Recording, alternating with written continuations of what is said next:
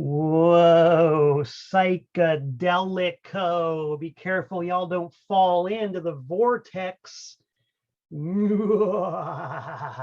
going to withdraw slowly from that psychedelic mayhem and turn all eyes to this guy right here, baby, Malcolm Tent, the minister of, shall we say, information for ANTiSEEN Incorporated. Hello, everybody. Welcome to this special edition of, I don't know what exactly it is. It's not really a break on through. It's not really a Tent Talks Tunes. It's kind of like an ANTiSEEN infomercial. Yes.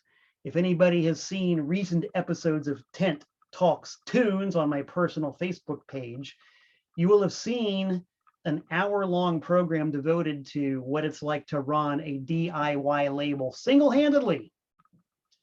And when I was doing that episode, I used as an example one release, and it's a release I'm going to talk about today at length because it directly affects you, the educated ANTiSEEN consumer.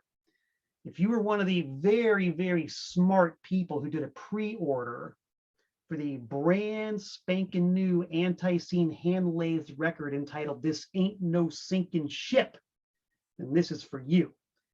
And even if you're not one of the cognoscenti who did that, you might find this information useful in the future, because I would venture to say that what we've got going on here with this particular release could very well just be the vanguard of a lot more exciting new swag. So put that in your pipe and smoke it.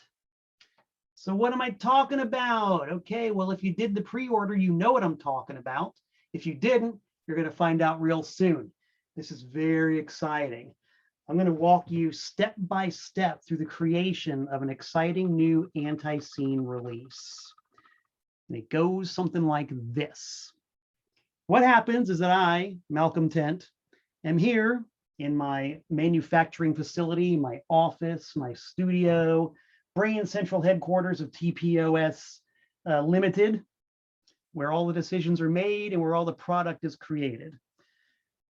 The package arrives on my doorstep. And in this case, it's a box, you know, it's a box that looks kind of like that. Open it up. What do we see inside of it? Shine. Yes. By the way, that's my good pal Leslie Wimmer on the camera. Say hi to Leslie, everybody. Maybe you can't see what it is exactly, but it is a box full of hand-lathed records. Oh my God. And by the way, in case you're wondering, yes, the way you see me dressed now, this is the way that I do business. Comfortable jammies and socks. No shoes on my feet, baby. This mogul is comfortable at all times.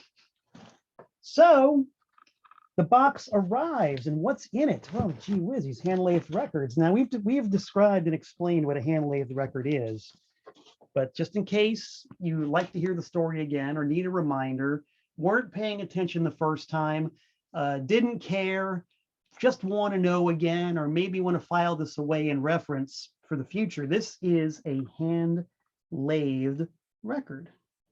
Now, you know what a record is. A record is a thing you put on your turntable and drop the needle on it and play it and make some kind of ungodly racket. This is a unique type of record, not only because it's square, not only because it's completely transparent without a label on it, but because the manufacturing process is literally unique. These records are not like regular records, which are pressed on a record press in a giant factory. These are actually, I guess you could say, cold cut. They are sheets of some kind of polycarbonate. I'm not really sure what type of polycarbonate it is. Sheets of polycarbonate that are cut by hand by a genuine, honest-to-God craftsman, in this case, somebody in Tennessee. They're cut, the craftsman drills the hole in the middle, and then the craftsman takes the piece of plastic and puts it on a revolving lathe. It's like a regular record turntable with a tone arm, but instead of playing the groove on the plastic, This arm cuts the sound into the plastic in real time, one at a time. And these lathes are typically pretty old. I think they're usually a minimum of like 50, 60 years old. I'm pretty sure they're not made anymore. You can correct me on that, but usually the equipment that these things are cut on is vintage.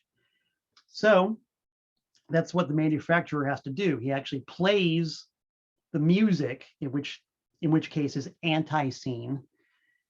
The music plays, the sound is sent through the cutting head while the plastic spins. The sound is cut into the plastic, reaches the end. The manufacturer stops, flips the record over, and begins the process anew. If there are 6 minutes of music per side, it takes 6 minutes per side to cut it. And that's how it's done.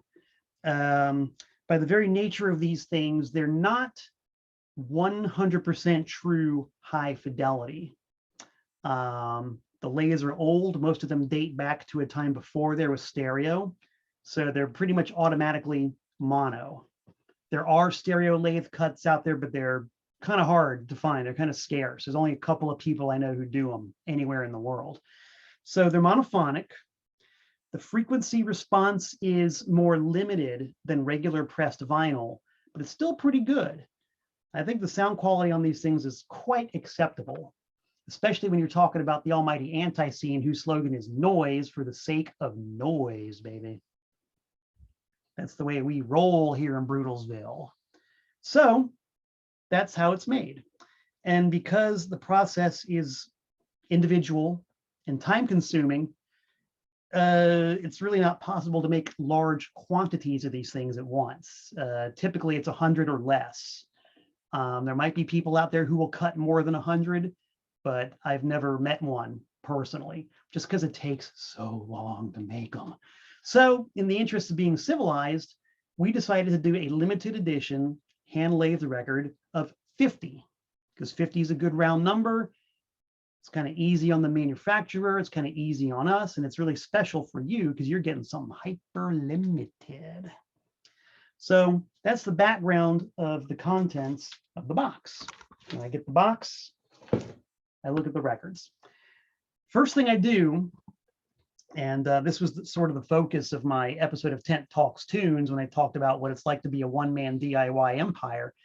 First thing I do is take them out and hold them up to the light to inspect them, because of the nature of the way these things are made on old equipment and by hand, there's a lot of handling involved, and you're going to get sometimes there might be surface scratches, there might be an impression where the hub of the lathe rubs against the vinyl or the PVC. That's just the way it is, you know, because when there's handling and when there's ancient machinery, they're not going to be 100% absolutely pristine. The grooves, I've never found a groove that was scratched ever, but occasionally there will be little abrasions or nicks on the surface of the record. That's just the way it is. And because they're handled, they almost always have fingerprints on them. And you know, maybe some people don't care about that, but I care a lot about that. I will not sell a record to somebody that's got fingerprints all over it, kind of like the ones I've been putting on the record as I've been handling this thing. So first thing I do, take it out the box, take it out the sleeve, hold it up to light and say, oh, there's fingerprints on it. So I take this here handy squirt bottle of my own homemade record cleaning solution. It's a secret formula, and a trusty, dirty old piece of a t-shirt. Spray it down a little bit. Very carefully clean the surface of the record, concentrating only on the parts where there are no grooves, because the grooves, like I mentioned before, don't really need cleaning. So get the fingerprints off of them. And these things are sometimes dusty. So we make sure that the surface of the record has a nice, shiny sheen to it, because that's the way I want to see it when I take it out of the sleeve. I'm just that way. Can't help it. I'm like Lady Gaga. I was born that way. Get it nice and dry. Hold it up to light again. Ooh, I'm satisfied with the way that looks. That looks really good. All fingerprints removed. all extraneous bits and pieces off the surface of the record. Baby, that looks fine. Kind of like myself. So what do you do now? I've got this record. Well, you can't just put a record in a sleeve. You got to put a record in a paper protective sleeve, which in this case is bright yellow. When I had my record store, Trash American style, many years ago, somewhere along the line, I picked up probably about 1,000 of these brightly colored 7-inch 45 sleeves, and I've been working my way slowly through them. And this is the end of them. These are the last of the brightly colored sleeves I have. So they're all going into this Ain't No Sinkin Ship records. So we got the record, brightly colored sleeve, one pile of brightly colored printed sleeves, outer sleeves, I should say. Record in the protective sleeve in the outer sleeve goes into a fresh, brand new plastic bag. And the end result is this Ain't No Sinkin Ship. Hubba hubba, yum yum, wow. And so this is what it is. And this is what's going to be winging its way to the lucky 50 who purchased one of these things on pre-order. And, you know, again, I'm not saying anything. I don't really even know anything, but I do kind of think that there might be the possibility of more stuff like this in the future. Just saying, if there's demand for it, we at ANTiSEEN International are very happy to supply it. So keep your eye open for further developments along these lines. If you want to see more stuff like this, leave a comment. Let us know. We at ANTiSEEN are very responsive to the needs of the people. We're practically a socialist republic around here. It's incredible how much we are willing to kowtow to the wishes of the hoi polloi. We'll do it. We'll do it. You just got to make your voice heard. You got to let your opinion be known. Otherwise, we don't know what to do. We don't know what to do. You got to tell us something. You got to tell us something. You got to tell us something. Something. So yeah, that's the basic spiel. Keep an eye open, because I might as well show you that the next step of operations is for me to reach over to my extremely cluttered yet somehow organized desk. These are all mailing labels. Every one of these is a mailing label to a lucky recipient of the record. Those are going to be cut out and pasted on the outside of boxes. I might use these boxes just because I can fold them up and reuse them. You know, I'm a big reuser of stuff, and plus they offer a little more protection on the outer periphery. I'll figure it out. They'll go into a box with protection and you'll get yours. So that's it, kids. Just wanted to fill you in on that. They are here, they are being made, and they will be winging their way to you sooner than you might think. So thanks for watching. Thanks to my pal Leslie for holding the camera. And we're now going to dive back into the psychedelic wasteland of this video screen. Talk to you guys later. Bye.